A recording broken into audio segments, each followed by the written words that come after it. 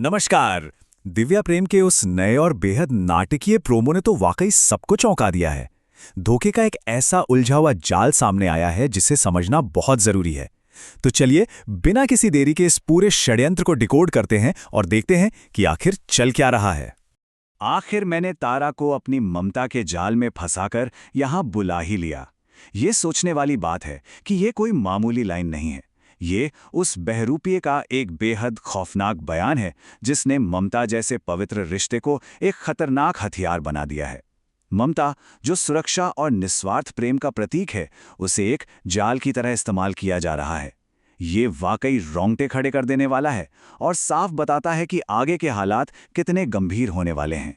भाग एक बहुत बड़ा षड्यंत्र। तारा के खिलाफ बुनी गई ये साजिश। यह कोई आम धोखा नहीं है, बल्कि बहुत ही चालाकी से बुना गया एक साइकोलॉजिकल ट्रैप है। यहां देखा जा सकता है कि कैसे एक एक करके जाल बिछाया गया है। कदम 1, खुद को तारा की मां बताना। फिर कदम 2, उसे बहुत प्यार से गले लगाना ताकि उसे पूरी तरह सुरक्षित महसूस हो। और फिर आता है सबसे खतरनाक कदम 3, तारा के दिमाग से इस तरह खेलना कि उसे लगे कि वो खुद अपनी मर्जी से वहां चल कर आई है। बहरूपिये का ये सोचना कि तारा खुद चलकर उनके पास आई है वाकई उनके दुस्साहस को दिखाता है। ये माइंड गेम्स की बिल्कुल हद पार कर देने वाली बात है। आगे बढ़ते हैं भाग 2 की ओर। मातृत्व का झूठा जाल और इस साजिश के असली चेहरे। अब यहां कोई एक अकेला खिलाड़ी नहीं है। इन मुख्य बिंदुओं पर गौर करें तो पता चलता है कि बहरूपिया झूठे तरीके से मां होने का दावा कर रहा है और तारा पूरी तरह से इस ममता के जाल में फंस चुकी है। साथ ही मिलता भी इस धोखे में पूरी तरह से शामिल है। मतलब तारा को चौतरफा घेर लिया गया है।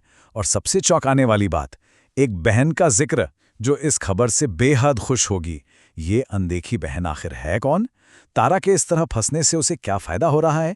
ये साफ तौर पर एक बहुत ही सोची समझी और संगठित साजिश का हिस्सा लगता है। भाग 3, तारा का खोया हुआ अतीत। इसका तारा पर कितना गहरा मनोवैज्ञानिक प्रभाव पड़ा है। यहां एक दिलचस्प लेकिन दुखद तुलना है। पक्ष ए, जहां दिव्या की वो यादें हैं जो कभी तारा के जीने का असली आधार हुआ करती थीं, और अब पक्ष बी पर नजर डालें। वर्तमान स्थिति, जहां वो सब कुछ भूल चुकी है और एक पूर्ण भ्रम में फंस गई है। यह अंतर सच में बहुत तकलीफदेह है।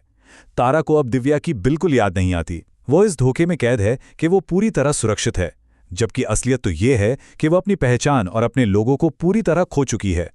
कहानी का ये पहलू सच में दिल तोड़ने वाला है।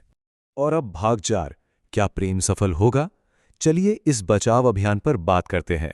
लेकिन जहां इतना घना अंधेरा है, वहां एक उम्मीद की किरण भी तो होनी चाहिए। और वो किरण है कि प्रेम अब सक्रिय रूप से तारा की खोज कर रहा है। यहां से कहानी में एक जबरदस्त ऊर्जा आ गई है। प्रेम को आभास हो गया है कि कुछ तो बहुत गलत है।